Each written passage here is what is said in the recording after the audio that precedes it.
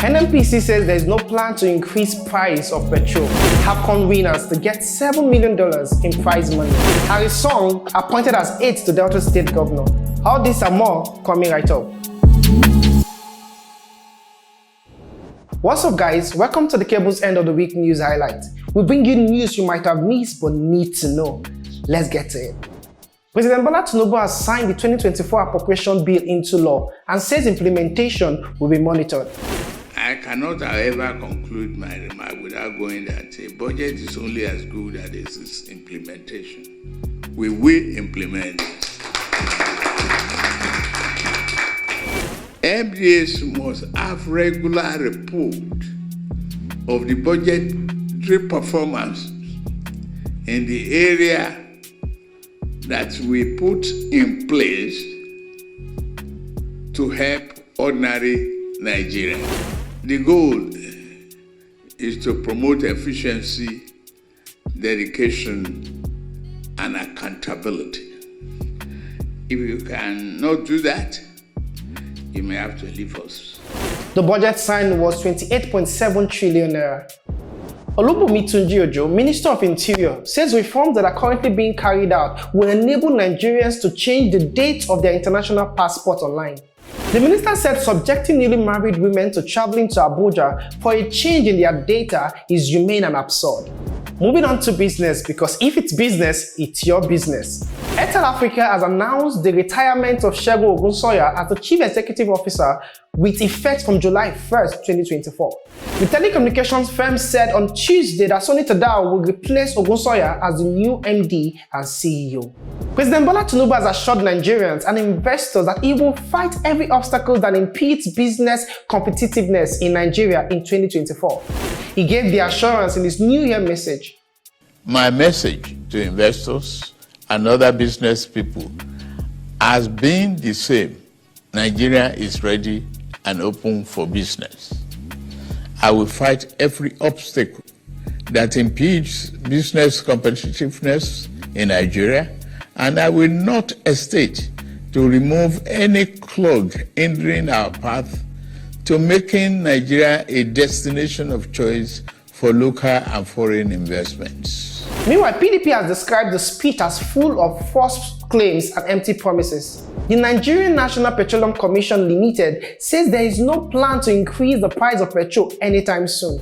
Media reports said oil marketers disclosed that petrol should sell for 1,200 per litre in a free market due to the depreciation of the naira and the cost of the crude. But Olufemi Shonaye, NNPC Chief Corporate Communication Officer, said there is no imminent increase in the cost of petrol. Security operative has arrested a Nigerian Railway Corporation official at the Ebute Meta train station over alleged ticket racketeering. The development came a day after the Cable's report exposing how the Commission's officials booked tickets online and sold them to passengers. The action of the officials were against the federal government initiative that made train services free to ease movement during the Utah season. Meanwhile, President Bola Tinubu has extended the free train service to January 7th. Over 45 universities across Benin Republic and Togo will be affected as Nigerian halt evaluation and accreditation for degree certificates from both Francophone African countries. The development follows a recently published report exposing a certificate racketeering syndicate in neighboring African countries that specializes in selling university degrees to willing buyers in Nigeria. In the investigation, an undercover reporter bagged a university degree from Cotonou in 6 weeks. Taking you now to news beyond the shores of Nigeria. Pope Francis has said a prayer for Nigeria over the worsening insecurity in Plateau State. On Christmas Eve, over 150 persons were killed in an attack by gunmen on communities in Bokos and Bakiladi local government of the North Central State. A Japan airline plane burst into fire after landing on a runway at the Haneda Airport in Tokyo, the country's capital city, on Tuesday. Fortunately, the airline said all 379 people on board, including passengers and crew members, were safely evacuated. Russian President Vladimir Putin has signed into law a decree granting Russian citizenship to foreigners who have concluded a contract to serve in the Russian armed forces. This was disclosed in a document on Russia's portal on Legal Act. According to the document, family members of foreigners, including spouses, children, and parents who have signed a contract with the Russian Defense Ministry will also be eligible for Russian citizenship. Let's get sporty now. The Super Eagles of Nigeria have suffered a setback as injured Wilfred Ndidi withdraws from AFCON squad. The midfielder has been ruled out of this month's African Cup of Nations in Cote d'Ivoire. Obafemi Raji, Super Eagle media officer, announced on Wednesday that the Leicester City midfielder will be replaced on the team by Hassan Yusuf. Indeed, they missed the Foxes 4-1 own win over Huddersfield Town on New Year's Day.